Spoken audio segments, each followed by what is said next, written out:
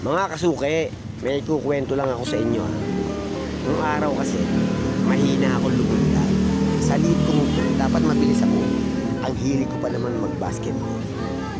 May nakapagsabi sa akin, bumili daw ako sa online ng weights. Nilalagay sa binte. Sinubukan ko nga. Para sa akin, epektibo naman. Tumaas nga yung lundag ko. Nagka-problema naman ako. Tulad ngayon, paano ako bababa dito? Direk!